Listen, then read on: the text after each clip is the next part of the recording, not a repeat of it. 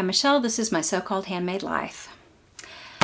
I wanted to talk to you about a project I just started and a book that I was gifted to talk about online, to give a review of. And it is the Mosaic Knitting Workshop by Ashleigh Wempe. This book was on my wish list. I saw this blanket. This is what made me excited about the book. I saw this blanket and my first thought was, no way, I'm not going to do this because look at it. This looks like intarsia, colorwork, stranded nightmare. That's not for me, not something that large. Because you see how I struggled in my, see the reverse of my Wednesday vest. I struggled to get that intarsia right. But then I saw that it was a mosaic knitting workshop. And you probably know this, but mosaic knitting is where you only use one yarn at a time. So these patterns, like for instance, this very blanket that I've cast on, this is only two colors, first of all. One is an ombre color changing yarn in the background, but you only use one color across and then back. Then you drop it and you pick up your other color and you do the same for the next two rows. There is nothing easier. I mean, this is like, you do have to read a chart, but the chart is so well written, and without like showing, I don't want to give anything away, but I'll just say, look at how bright and big. I don't want to give away any pattern information, but those charts are super high contrast. They're very, very clear and easy for me to read while I watch like a Equalizer and a half movie. I could watch it in the dark in my living room and still knit on this blanket. And here's my progress on the Saguara Sunset. I used the exact same colors that Ashleigh used for hers because though this is not normally my kind of jam, this pink and peach and orange, it does look like a sunset. And it makes me think of trips we took to, out west from Texas. It makes me think of West Texas, New Mexico, Arizona, California, and the cactus. So here's my progress so far. I'm almost through one repeat of the cactus motif, and it is kind of scrunched up a little on this needle. I'll pull it apart so you can see better. This is clearly going to be a comfortable throw for one person. I will use it, but I mostly want to display it because this is kind of sentimental. It makes me think of family road trips, the best times we had together as a family camping. It looks so complex, doesn't it? Would you have guessed that it was mosaic knitting? My husband was even impressed. He was like, wow, that's awesome. He's seen this book sitting on the couch for like a week and he thought it was cool, but when I actually made it, it's like he didn't get that I was going to do it. He was super impressed. This would make such an easy project for someone. Like if you wanted to knit a gift blanket for someone, there are several blanket projects in this book that are so impressive without being difficult. So in this book, like I knew how to mosaic knit, but I wanted to read what Ashleigh had to say about it because I'm always forgetting stuff and doing like weird hacks and, shortcuts. She explains how to carry your yarn. She talks about casting on and casting off and different stitches that you can use. I like that she talks about how to run your yarn along the side, because one great thing about mosaic knitting is you don't have to start yarn in the center of a motif, like I had to do in the ugly Christmas sweater I'm making. It was just a mess of yarn on the back side. This is not. You've got your little beginning and you've got your beginning of yarn over here. And then you run your yarns along the side. Now, what I found interesting is this is naturally how the side that you don't run the yarn along looks. Usually my side where I do run a yarn, like float, the one I'm not using, I kind of run it up and then bring the next one around it to knit. It usually looks different. I don't think these look different. And she explains how to do that, how to achieve a consistent look, like a uniform look on both sides. I think those look, she said it's almost imperceptible, and I agree, it is. But she does have a method for how to handle your changing of your yarn that looks exact for both sides. But it took a little more thought, and I'm like, no, I'm going to be watching movies while I do this. I don't need that level of perfection. I'm good. Because I'll start it, it will look that way, and then I'll forget, and I'll end up doing this. And this is actually different than what I would have normally done. I normally would have brought my yarn differently up to start working, and I think this looks very neat and polished. I'm so excited about that. Along with talking about how to actually handle your yarn, she talks about choosing your yarn colors.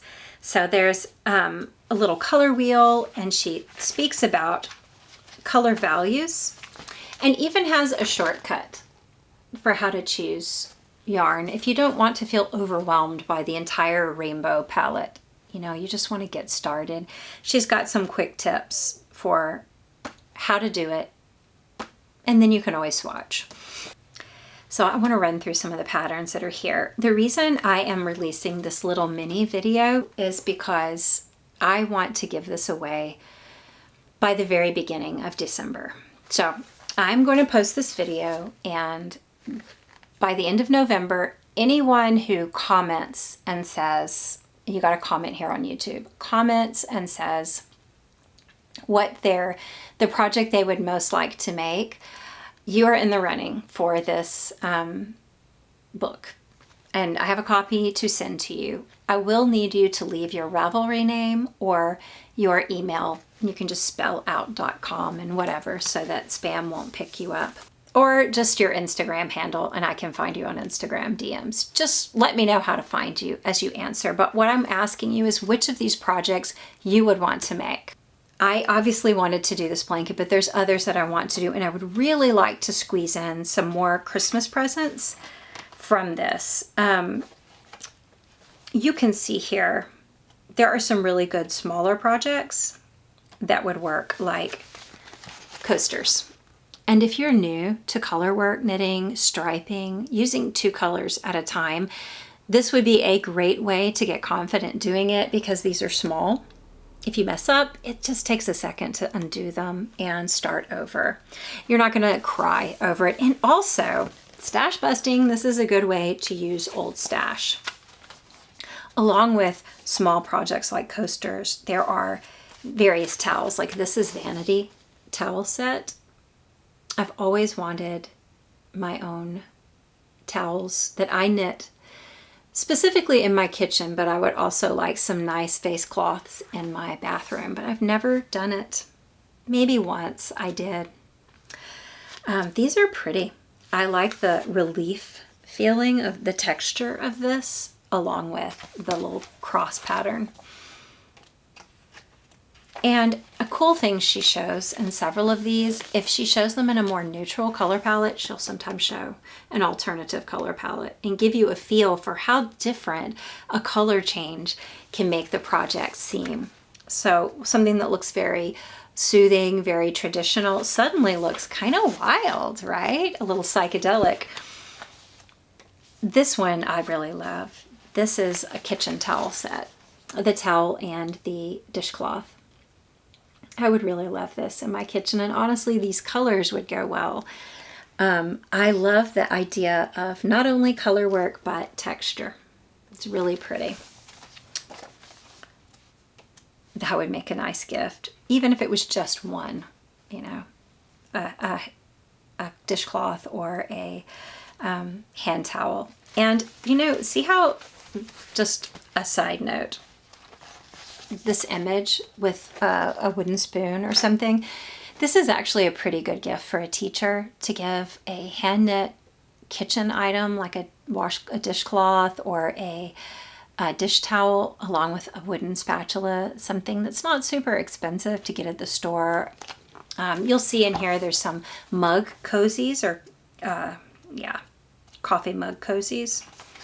This would be a good gift for Christmas for a teacher or anyone with a mug in it. Not a super expensive gift either, because you could stash bust with this. You see the alternative colorway on that dish towel? It really changes the feeling. Okay, I like this floor mat. I would like to make a bath mat. I feel like it will get destroyed in my home, but I would still like to make one. And I honestly think this is a cute gift to give as a housewarming gift. So my son will be moving into an apartment. I doubt he would want a rug, but I could see somebody enjoying an even larger version of this where you just extend it and make a runner to go beside a bed or something. It's really pretty. And again, a two colorway alternative. Okay, this baby blanket is beautiful.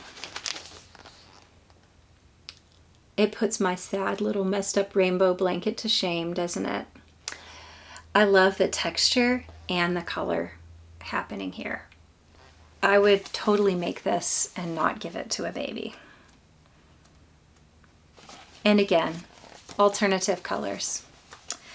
There are, let me show one or two more home projects, and then there's a few clothing items. Okay, Wild West pillows. This is something I would love to give as a gift. And I actually have a woven piece of cloth from when I went to Peru.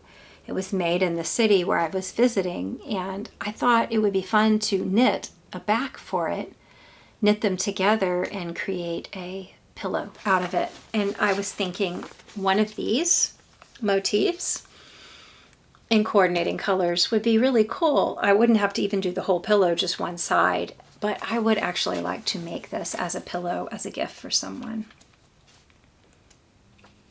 I feel like that's a kind of a patterning motif that's never going to go out of style. All right, one more blanket, the Sunday morning blanket.